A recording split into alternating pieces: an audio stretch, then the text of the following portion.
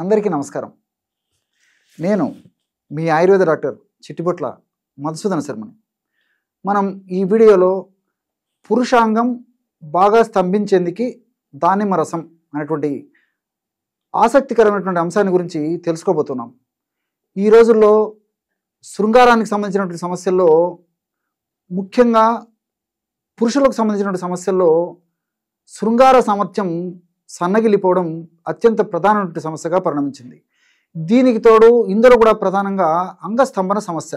అంగస్తంభన సరిగా జరగకపోవడం చేత, మరి ఆ యొక్క ప్రభావం చేత శృంగారానికి సంబంధించినటువంటి ఆ యొక్క అనుభూతి పొందలేకపోవడము, దాంపత్య జీవితం సరిగ్గా లేకపోవడము, మరి జీవితంలో కూడా ఎన్నో ఒడిదుడుకులు ఎదురైపోయి, మరి క్రమక్రమంగా ఆ యొక్క ప్రభావం చేత భార్యాభర్తల మధ్యలో, అదేవిధంగా ఆ యొక్క భాగస్వాముల మధ్యలో అన్యోన్యత తక్కువైపోయి, అన్యోన్యత దెబ్బతిని ఆ యొక్క ప్రభావము ఆ యొక్క కుటుంబం మీద, బంధువర్గం మీద, సమాజం మీద పడేటువంటి అవకాశం కూడా ఉంటుంది.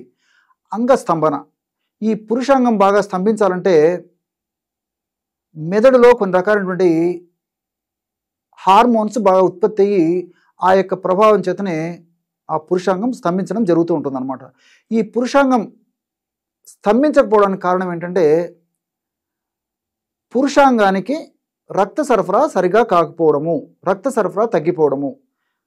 రెండవది, టెస్టోస్టిరాన్ అనేటువంటి హార్మోన్ సరిగా ఉత్పత్తి కాకపోవడము, ఆ హార్మోన్ సరిగా పనిచేయకపోవడము. సర్వసాధారణంగా 100లో 90% మంది పురుషుల్లో ఈ రెండు కారణాల చేతనే పురుషాంగము స్తంభించకపోయేటువంటి పరిస్థితి ఏర్పడుతుంది. ఒకవేళ స్తంభించిన, ఆశించిన స్థాయిలో శృంగార కార్యక్రమానికి సన్నద్ధమయ్యి శృంగారం చేసేటువంటి పరిస్థితుల్లో కూడా మరి ఆ యొక్క అంగస్తంభన జరగదు. దీన్నే ఎరెక్టైల్ డిస్ఫంక్షన్ అంటారనమాట. ఎరెక్షన్ అంటే స్తంభన, ప్రత్యేకంగా అంగస్తంభన. డిస్ఫంక్షన్ అంటే సరిగా పనిచేయకపోవడము, ఆశించిన స్థాయిలో పనిచేయకపోవడం అనేటువంటి అర్థంలో ఎరెక్టైల్ డిస్ఫంక్షన్ అనేటువంటి పేరుతో పిలుస్తూ ఉంటారనమాట. మరి నేను చెప్పినటువంటి కారణాల వల్ల ఈ యొక్క అంగస్తంభన సమస్య కలుగుతూ ఉంటుంది. ఈ యొక్క అంగస్తంభన సమస్య కలిగినప్పుడు నేను ఇంతకుముందు చెప్పినట్లు పురుషాంగము స్తంభించదు. కొంతమందికి మెదడులో కోరికలు కలిగినప్పటికీ పురుషాంగం స్తంభించదు. కొంతమందిలో మెదడులో కోరికలు కలగకపోయినా చాలా అరుదుగా పురుషాంగం స్తంభిస్తూ ఉంటుంది, కానీ ఆశించిన స్థాయిలో స్తంభించదు. కొంతమంది అతి బలవంతం మీద ప్రయత్నం చేస్తే కానీ పురుషాంగం స్తంభించదు. స్తంభించినప్పటికీ ఆశించిన స్థాయిలో స్తంభించదు. అనుకున్నప్పుడు స్తంభించకపోయేటువంటి పరిస్థితి కూడా ఏర్పడుతుంటుంది. మరి దొండకాయల అదేవిధంగా ఉన్నటువంటి ఆ యొక్క పురుషాంగము మెదడులో జరిగినటువంటి రసాయన పదార్థాల యొక్క ప్రభావం చేత ఆ యొక్క ప్రభావము రక్తనాళాల మీద పడి, పురుషాంగం మీద పడి, ఆ యొక్క ప్రభావం చేత మరి ఆ దొండకాయలా ఉన్నటువంటి ఆ యొక్క పురుషాంగము దృఢంగా within minutes, not 1 minute, 1.5 minute, maximum 2 minutes లోపల పురుషాంగం విపరీతంగా దృఢంగా గట్టిగా సంభోగానికి సమాయత్తం అవుతుందన్నమాట.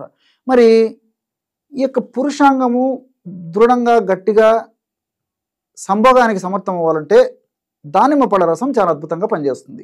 అదేవిధంగా మరి ఈ యొక్క దానిమ్మ పళ్ళ రసం ఎలా వాడుకోవాలంటే, ఉదయం పూట ఆహారానికి ఒక అరగంట ముందు, రాత్రిపూట ఆహారానికి ఒక అరగంట ముందు ఖచ్చితంగా కొన్నాళ్ల పాటు నేను చెప్పినట్లు ఈ యొక్క పద్ధతిలో దానిమ్మ రసాన్ని వాడుకోగలిగితే సమర్థవంతమైన ఫలితాలు 100లో దాదాపు 90% మంది పైనే కలిగేటువంటి పరిస్థితి ఏర్పడుతూ ఉంటుందన్నమాట. దానిమ్మ పళ్ళు మనకు సంవత్సరం అంతా ఇంచుమించు దొరుకుతాయి. మంచి దానిమ్మ పళ్ళు తీసుకొని అందులో ఉన్నటువంటి విత్తనాలను తొలగించి మిక్సీలో వేసేసి బ్రహ్మాండమైనటువంటి జ్యూస్ 200 to 250 ml దానిమ్మ పళ్ళ రస జ్యూస్ తీసుకోండి. అందులో మరి కావాలంటే తేనె వాడదగినటువంటి వాళ్ళు తేనె వాడుకోవచ్చు, లేక నిపక్షంలో అలాగే వాడుకుంటే సరిపోతుంది. బెల్లం వాడదగినటువంటి వాళ్ళు బెల్లం కూడా వాడుకోవచ్చు అనమాట. కాబట్టి తేనె, బెల్లము అవసరాన్ని బట్టి వాడదగినటువంటి వాళ్ళు వాడుకోవచ్చు. లేకపోతే అలాగే ఆ యొక్క దానిమ్మ పళ్ళ రసం ఉదయం ఒక్కసారి 200 ml to 250 ml తాగాలి, సాయంత్రం పూట కూడా అదే పద్ధతిలో తాగాలన్నమాట. ఈ విధంగా రోజు 2 సార్లు ఈ యొక్క దానిమ్మ పళ్ళ రసాన్ని ఖచ్చితంగా కొన్నాళ్ల పాటు సేవించాలి.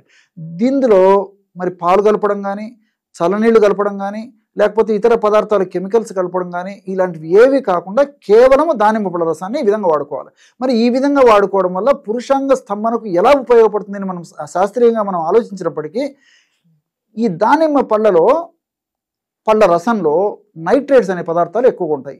మన దేహంలో నైట్రేట్స్ అనేటువంటి పదార్థాలను ఎక్కువగా దేహానికి మనము దానిమ్మ పళ్ళ రసంలో రూపంలో ఇవ్వగలిగినప్పుడు ఈ నైట్రేట్స్ పురుషాంగంలో ఉన్నటువంటి రక్తనాళాలకు సంబంధించి రక్తం విపరీతంగా సరఫరా చేసేస్తాయి అన్నమాట. అంటే నైట్రిక్ ఆక్సైడ్గా మారి ఆ నైట్రిక్ ఆక్సైడ్ పురుషాంగంలో ఉన్నటువంటి రక్తనాళాలని వ్యాకోచపరుస్తుంది. ఎప్పుడైతే వ్యాకోచం జరుగుతుందో అప్పుడు విపరీతంగా రక్తం ఫ్లో, బ్రహ్మాండమైన ఫ్లో పురుషాంగానికి జరిగిపోతుంది.